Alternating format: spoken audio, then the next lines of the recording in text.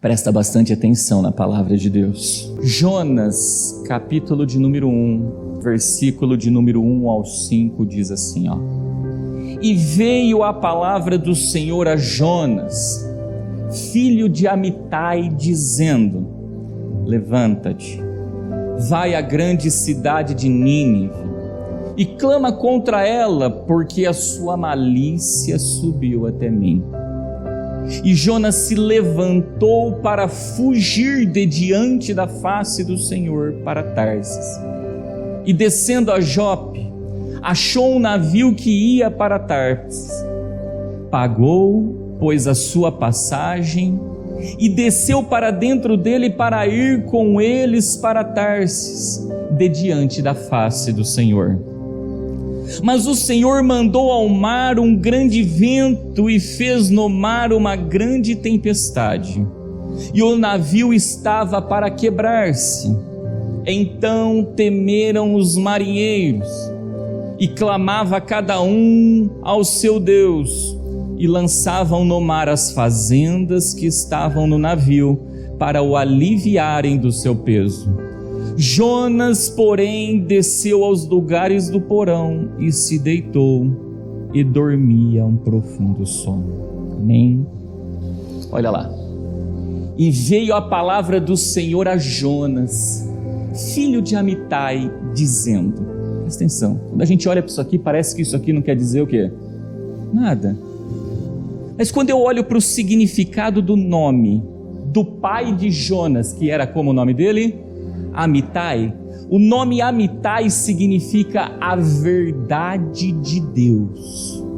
E quando eu pego o significado do nome Jonas, isso tudo no hebraico, tá, irmãos? O nome Jonas significa rola. E a rola é um pássaro da família das pombas. Então a primeira coisa, Sudekai, Arridecum, Manai, Decantas, que o Espírito de Deus ministrou ao meu coração foi: quem quiser ouvir a verdade de Deus tem que dar ouvido ao espírito da pomba, não tem outro caminho. O fruto da verdade é a pomba. Não existe verdade em outro espírito, não existe verdade em outra voz, só existe a verdade de Deus na revelação do Espírito Santo. O Espírito Santo de Deus. Por isso, irmãos, que em Romanos, capítulo de número 8, versículo 13 ao 14, vai dizer assim, ó: porque se viverdes segundo a carne, morrereis, mas se pelo Espírito mortificardes as obras do corpo, vivereis. Porque todos os que são guiados pelo Espírito de Deus são filhos de Deus. Jesus, ele é o caminho, a verdade e a vida. Se a gente veio aqui para ver o Filho, e o Filho é a verdade, irmãos, nós temos que andar em Espírito, nós temos que ser guiados pelo Espírito Santo. Se a gente não for guiado pelo Espírito Santo de Deus, a gente não é filho de Deus, a gente é filho do diabo, porque o reino de Deus é sim, sim, não. O que foge disso é procedência. E quando Deus derrama do teu espírito sobre toda a carne, irmãos, porque a gente tem que mortificar as obras do corpo, ele fala de 3 formas com a igreja. Ele fala em sonhos, ele fala em visões e ele fala o quê? Se eu não tenho discernimento dos sonhos, se eu não tenho discernimento das visões, se eu não tenho discernimento da palavra de Deus, Sudekai, Arridecum, Manai, Decantas, eu nunca serei guiado pelo Espírito Santo, eu nunca fui filho de Deus. Está na hora de eu o quê? De eu nascer de novo, essa é a verdade.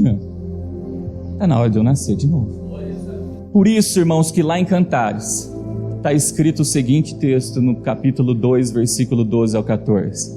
Aparecem as flores na terra, o tempo de cantar chega, e a voz de quem, irmãos? Da rola. Olha o nome Jonas. ouve-se em nossa terra. Então quem quer cantar o cântico da vitória, tem que dar ouvido à voz de quem? Da rola, não tem jeito. Muitos querem cantar, mas não quer dar ouvido ao que o Espírito tem a dizer. O que? A igreja nunca vai cantar o hino da vitória. Olha lá, a figueira já deu seus figos verdes, e as vides em flor exalam o seu aroma. Levanta-te, meu amor, formosa minha, e vem. Aí vem lá, ó, pomba minha, porque a rola é da mesma família do que? Das pombas. Pomba minha, aí ele fala assim, ó, que anda pelas fendas das penhas, no oculto das ladeiras, mostra-me a tua face-me, faze-me ouvir a tua voz, porque a tua voz é doce e a tua face graciosa. Olha onde que a rola, a pomba, ela habita, ela anda. Onde que ela anda? Pelas fendas das penhas, ou seja, ela está na fenda da rocha, irmãos. E foi na fenda da rocha que Moisés se posicionou para contemplar a glória de quem? A glória de Deus lá no monte. E quando a gente olha para o versículo 2 do texto de Jonas, olha o que o Senhor fala: levanta-te. E o que o Senhor estava falando lá em Cantares para a pomba? Levanta-te, vai lá, fala, porque a tua voz é graciosa, ela é doce para mim, ela é o que? Aprazível para mim. Então a primeira coisa que a gente tem que aprender, irmãos, se a gente quer a verdade de Deus, a gente tem que aprender a ouvir a voz da pomba, a voz do Espírito Santo.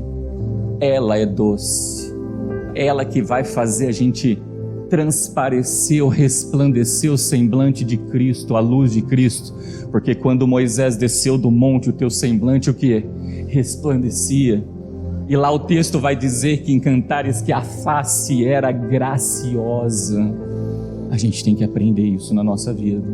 Aí continuando, olha o que diz o versículo 2 de Jonas: levanta-te, vai à grande cidade de Nínive e clama contra ela, porque a sua malícia subiu até mim. Irmãos, para a gente entender isso aqui, primeiro nós precisamos entender a fundação de Nínive. Como é que Nínive foi formada? Que obras existiam dentro de Nínive? Que Deus manda a tua pomba, a tua rola, ir lá e falar acerca da malícia que ele estava observando dentro do que? De Nínive. E para a gente entender isso, nós temos que voltar um pouquinho lá em Gênesis. Olha o que está escrito em Gênesis capítulo 10, versículo do 8 ao 11, presta atenção. E Cuxi gerou a Nimrod. Este começou a ser poderoso na terra. E este foi poderoso, que irmãos, guarda essa palavrinha aqui, ó, caçador diante da face do Senhor.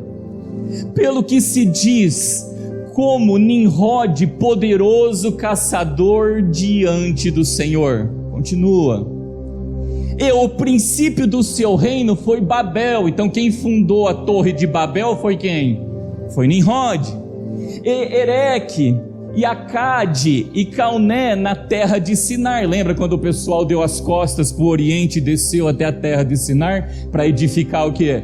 A torre de Babel, que nós aprendemos? Continua, olha lá, ó. Desta mesma terra saiu a Síria e edificou a quem? A Nínive e Reboate e Calá.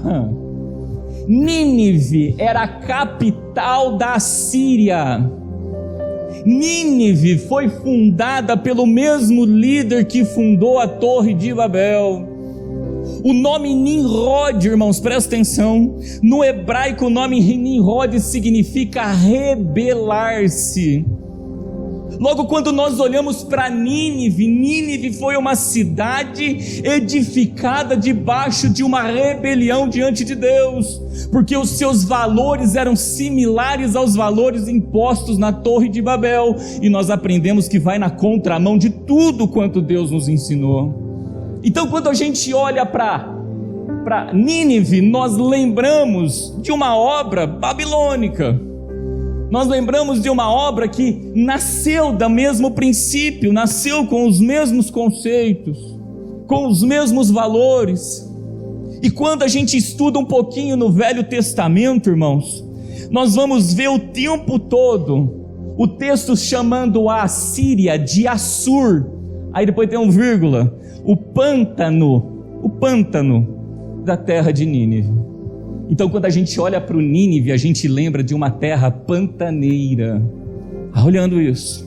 E como que Nimrod era conhecido diante de Deus como o que a gente aprendeu ali? Um caçador.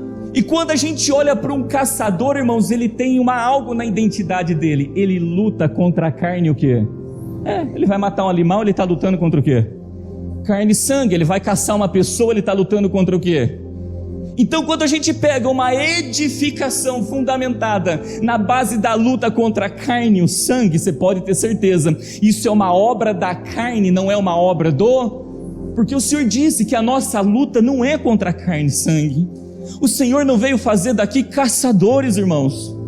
O Senhor veio fazer aqui soldados do quê? De Cristo. E para isso ele tem que estar revestido de toda a armadura de Deus, para poder combater o bom combate, cumprir a carreira e guardar a fé.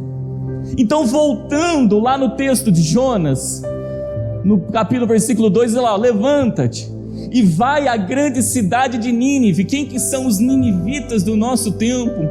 É aqueles que vivem no pântano, que estão lutando contra a carne o quê? E sangue, que estão edificando uma edificação igual a torre de Babel, e vai lá e diz, e clama contra eles, porque a sua malícia subiu até mim. Irmãos, quem é guiado pelo Espírito Santo de Deus, você pode ter certeza que quando ele for abrir a boca dele, é esse o bom combate que ele vai tratar. Por isso que lá em Apocalipse, capítulo 18, versículo 2 e 6, vai explicar para nós por que subiu até o Senhor a malícia, de Nínive. Nínive nós aprendemos que tem fundamentos o quê? Babilônicos. E olha o que diz lá em Apocalipse capítulo 18, versículo 2 a 6. E clamou fortemente com grande voz, dizendo, caiu a grande Babilônia. É a edificação feita por Nimrod.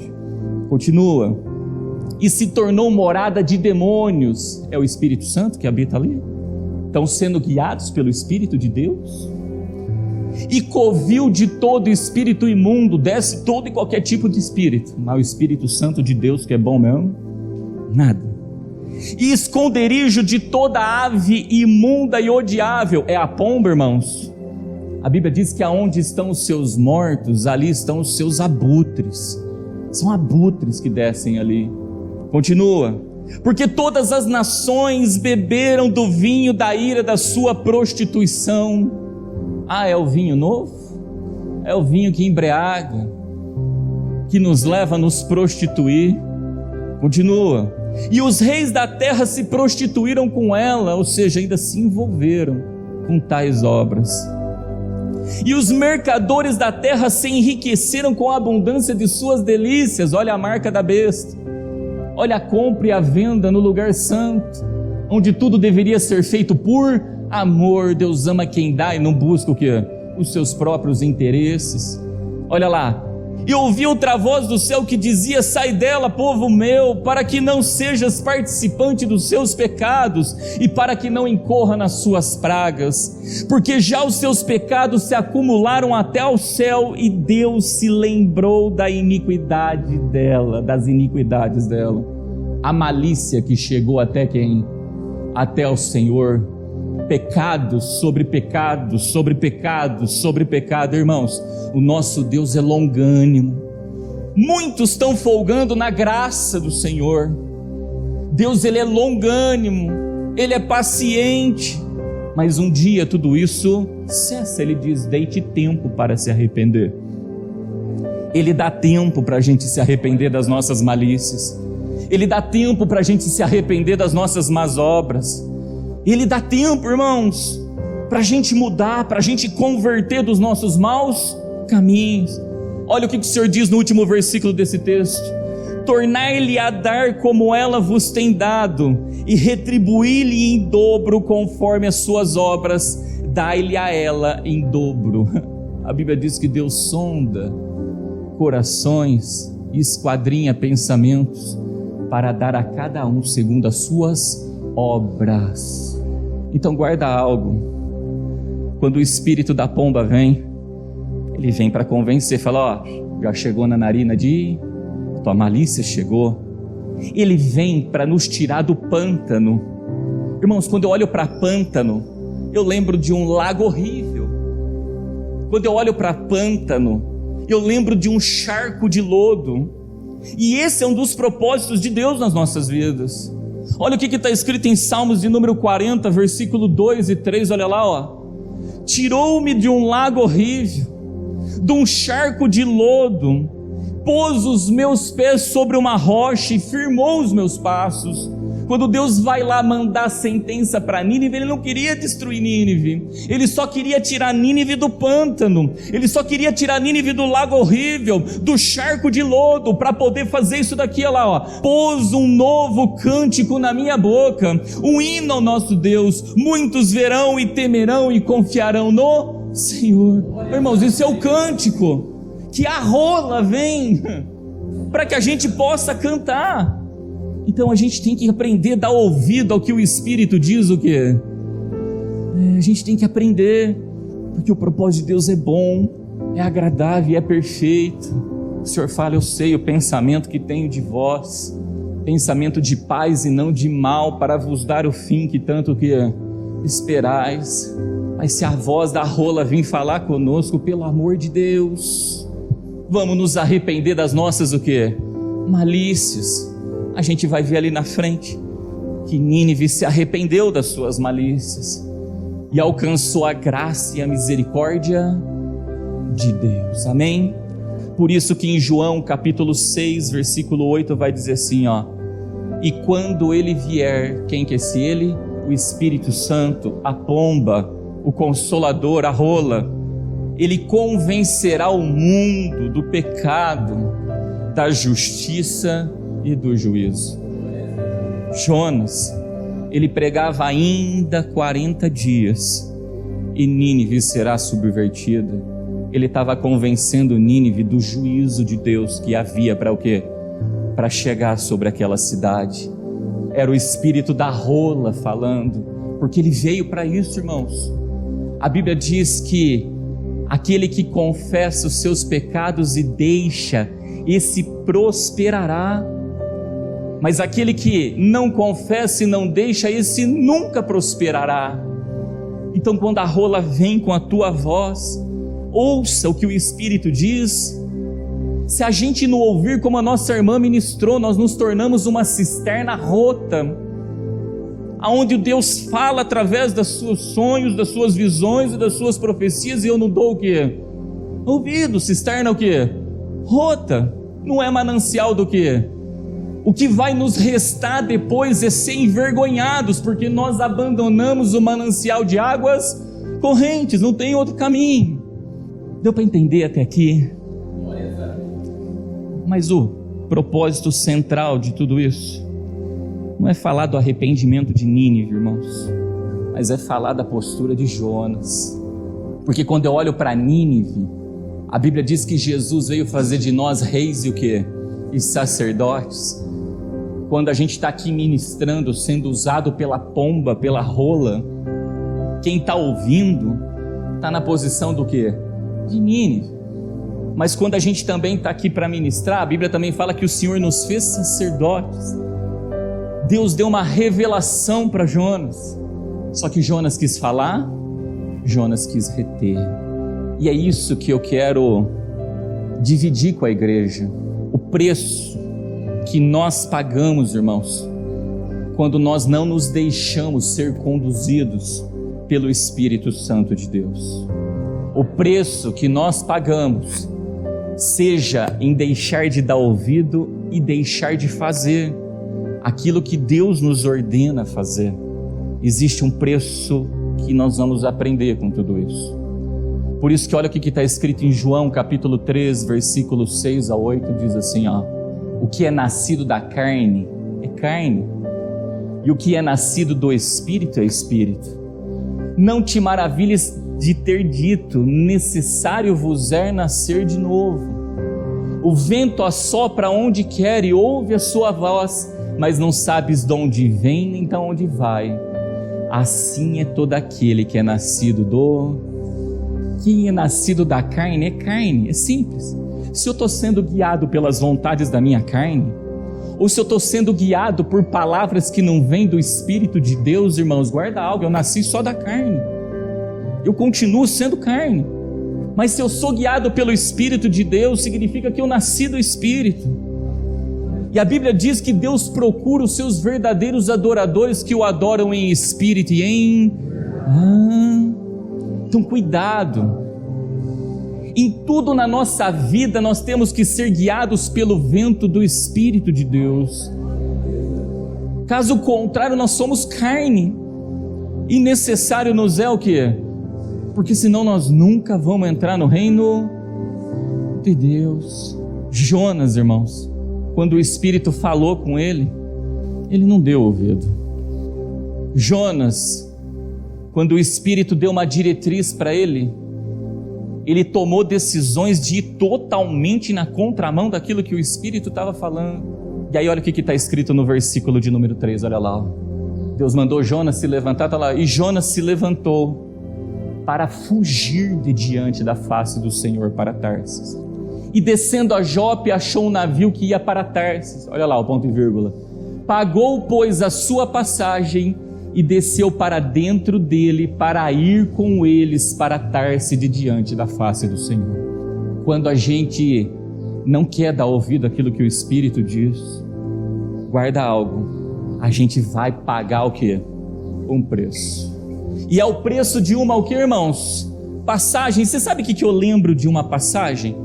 Quando a gente vai lá na rodoviária, se eu for comprar uma passagem de ônibus de Ribeirão Bonito para São Carlos, qual que é o preço dela?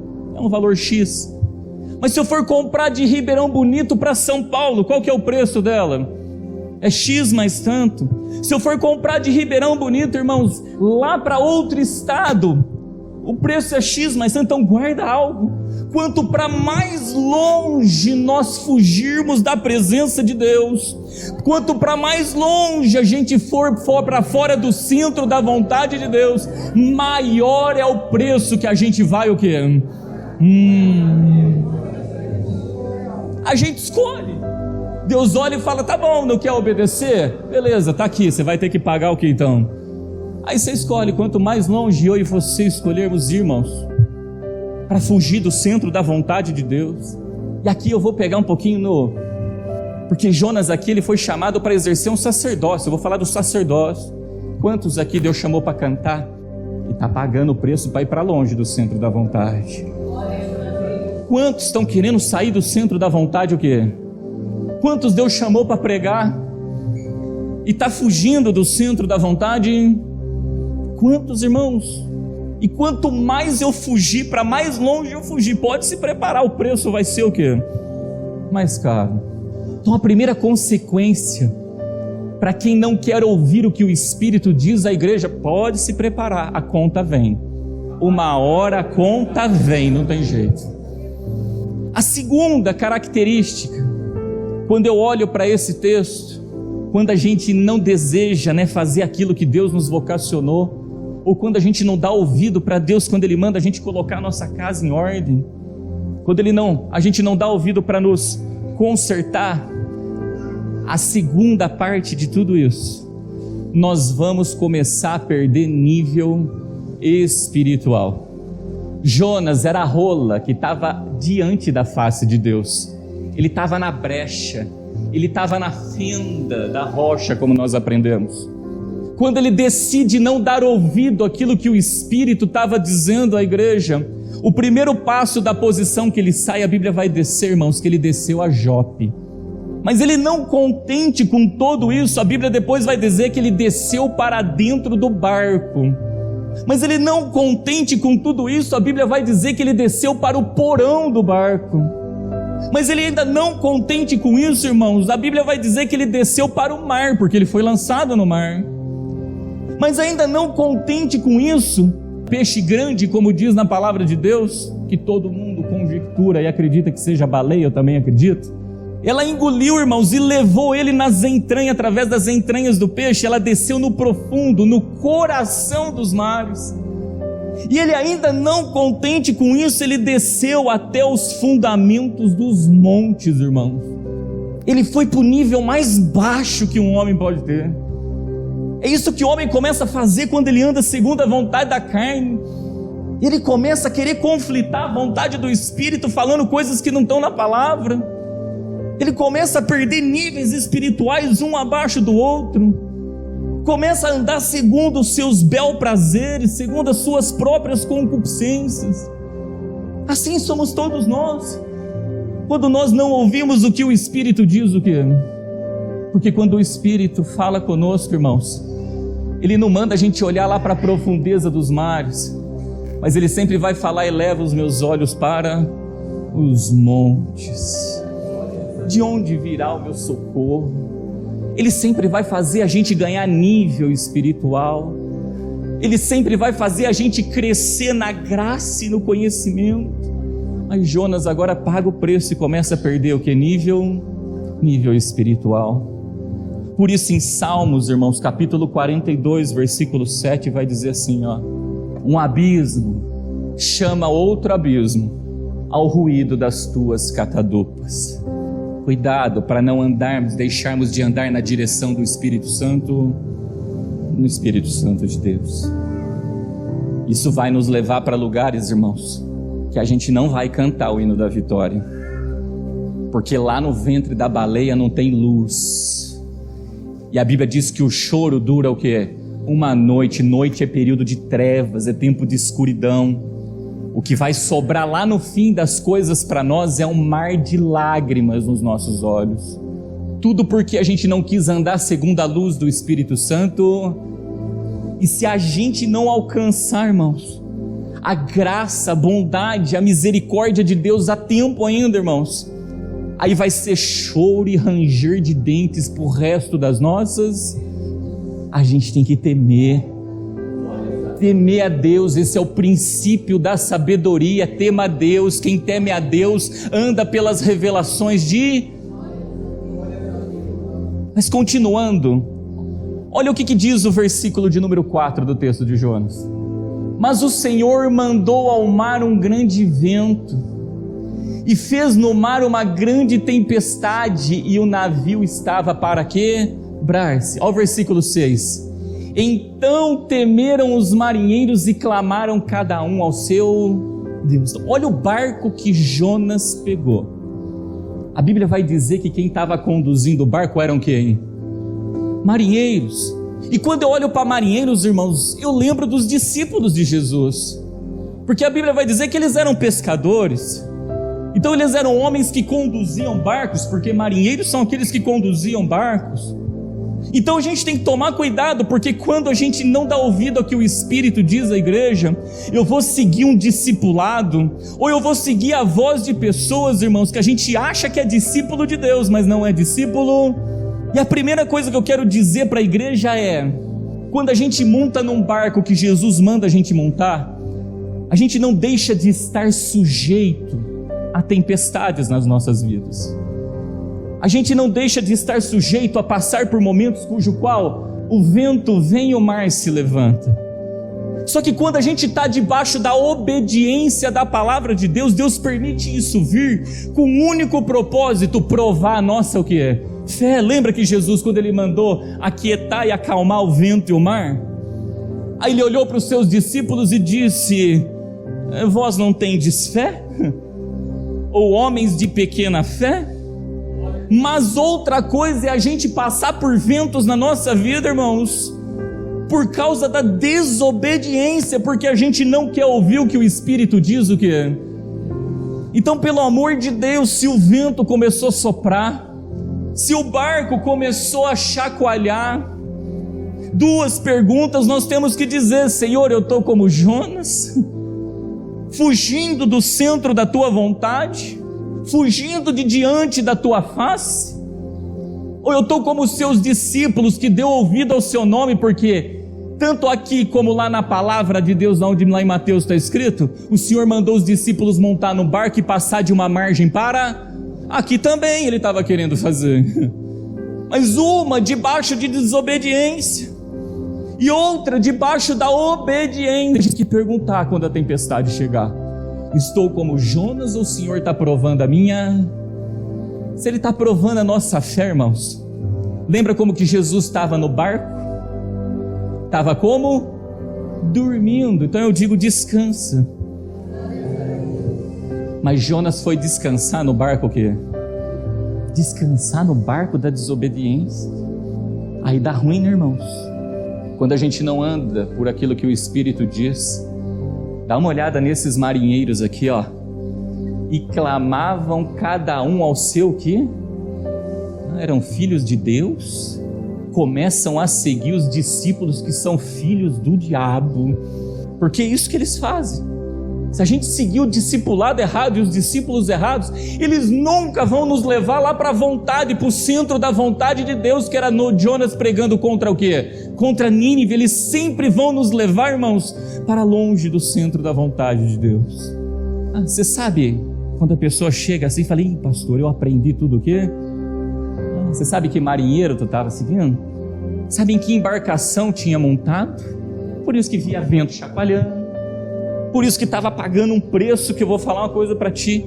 Era preço de cruz, mas cruz de ferro e não cruz de madeira. Um jugo, um fardo. Difícil de ser o quê? É esse barco que montou, irmãos. A vontade de Deus para mim e para a sua vida não são tempestades. A vontade de Deus para mim e para a sua vida não são ventos, irmãos. É como assim, pastor?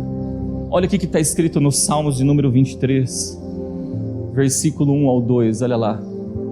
O Senhor é meu pastor e nada me faltará. Olha o que ele faz: deitar-me faz em verdes pastos, guia-me mansamente aonde?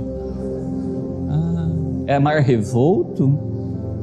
Quando a gente monta na embarcação certa, com os discípulos certos, você pode ter certeza, pode se levantar ali, o mar pode, mas Jesus entra no cenário, ele fala: calma-te e aquieta-te, porque ele é o pastor nosso, e ele quer nos guiar para águas do quê? Essa é a verdade. Se ele diz que ele guia mansamente as águas tranquilas, significa que a gente não vai ter águas turbulentas nas nossas vidas? Não, ele está dizendo, ó, se tu passar por elas, o Senhor fala, elas não te submergir, elas não te me submergirão. Ele dá ordem para acalmar, ele dá ordem para quietar. Então guarda algo: montou no barco errado, com os marinheiros errados, vai para longe da vontade de Deus, vivendo o mar revolto, e ainda querer descansar na desobediência.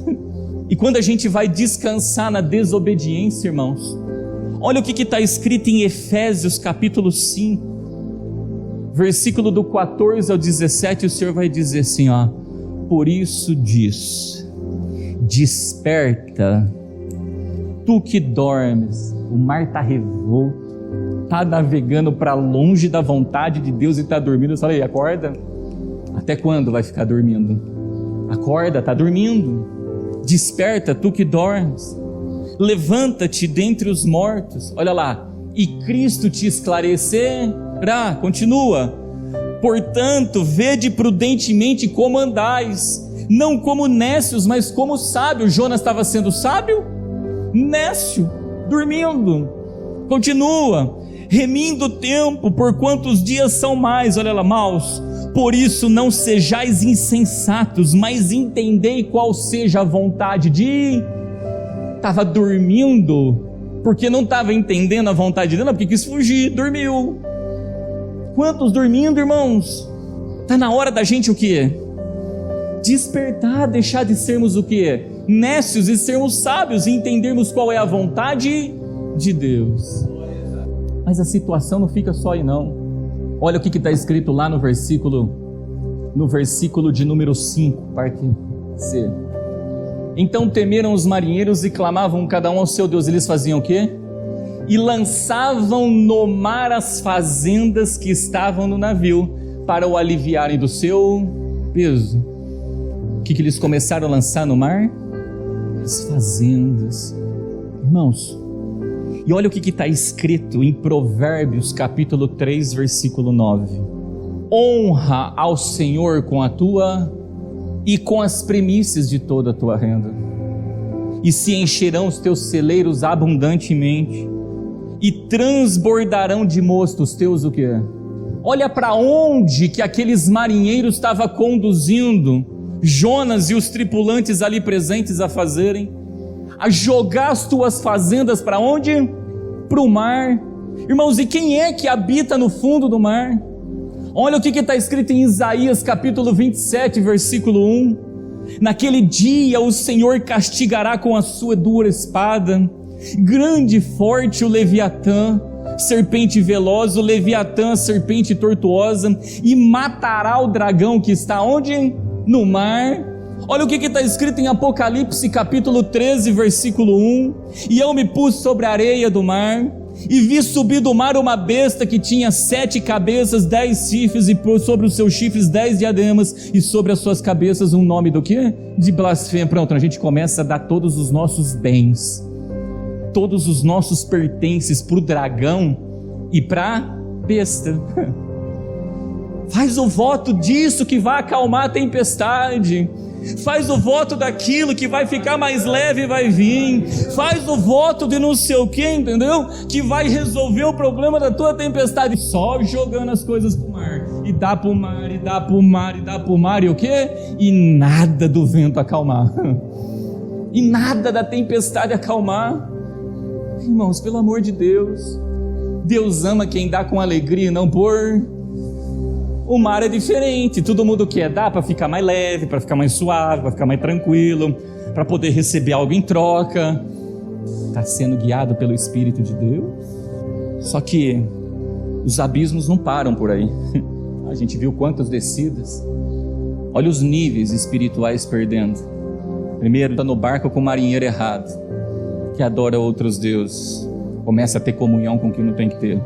Segundo, vem o vento e a tempestade, ao preço. Terceiro, dá os teus bens para a besta, para o dragão. Quarto, cai num sono que... E o quinto, irmãos, agora é a vez que ele é lançado aonde? No mar. Por isso que lá em Jonas capítulo 2, versículo 5 vai dizer assim, ó: as águas me cercaram até a alma, o abismo me rodeou, e as algas se enrolaram na minha cabeça. Irmãos, as águas me cercaram até a alma. Nesse momento ele foi lançado aonde? No mar. Então ele está envolvido com que tipo de água? Água doce ou água salgada? E quando a gente fica bebendo de água salgada, essa é a fase que vem uma amargura, uma angústia. Em outras palavras, ele está dizendo: eu estou cercado de amarguras. O poço de Mara eram águas amargosas. Nesse momento ele começa a beber águas amargas, angustiantes. Quando a gente olha para esse texto, observa que Jonas estava a um passo do inferno, porque ele diz ali, olha lá o que está escrito lá: o abismo me rodeou. Então imagina você estar aqui e estar rodeado pelo abismo. Se você der um passo para o lado, se você der outro passo para o lado, ele está a um passo, irmãos, do inferno. E o mais triste, olha lá: as algas se enrolaram na minha cabeça. Pensa numa alga enrolada aqui na cabeça. Sabe o que isso significa? Que eu já não vejo mais nada, que eu já não ouço mais nada, já não abro mais a minha boca para falar. A Bíblia diz, irmãos, que Deus quer que a gente resplandeça a luz do Evangelho de Cristo, que é a imagem de Deus. Uma pessoa com o rosto coberto de algas, isso significa que ele já não é mais a imagem e a semelhança de Deus. Continuando, olha lá, Jonas capítulo 2, versículo 6. Eu desci até os fundamentos dos montes, os ferrolhos da terra correram-se sobre mim para sempre. mas tu livrastes a minha vida da perdição, ó Senhor meu Deus. Olha a situação que Jonas está, onde ele diz assim, ó: os ferrolhos da terra correram sobre mim para sempre. Sabe o que são ferrolhos, irmãos? São trancas. Jonas agora está num cativeiro. Jonas agora está vivendo uma prisão, irmãos. E aí o Senhor fala: e conhecereis a verdade, e a verdade vos libertar. Uma pessoa que está com alga todo enrolado conhece a verdade?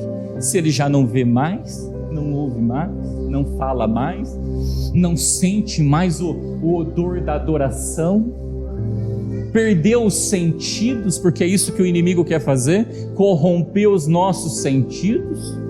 Ele vive agora as cadeias, ele vive agora numa prisão espiritual. Quantos? Porque não deram ouvido ao que o Espírito diz à igreja, e hoje está numa prisão, porque fizeram as obras segundo a vontade da carne, e não fizeram as obras segundo a vontade do... Por isso, ó marido, cuidado de proibir a tua esposa, tá? Porque Deus não te chamou para ser tranca na vida dela. E tua esposa, cuidado para não proibir o teu marido de fazer aquilo que Deus o quê? Te ordena fazer. Porque Deus não chamou você para ser tranca na vida dele. Deus chamou para ser bênção um na vida do outro. Por isso, olha lá, Jonas capítulo 2, versículo 3 e 4 vai dizer assim, ó: porque tu me lançastes no profundo, no coração dos mares, e a corrente me cercou, todas as tuas ondas e tuas vagas têm passado por cima de mim. E eu disse: lançado estou de diante dos teus olhos, todavia tornarei a ver o templo da tua santidade. Você sabe o que Jonas começou a sentir aqui, irmãos?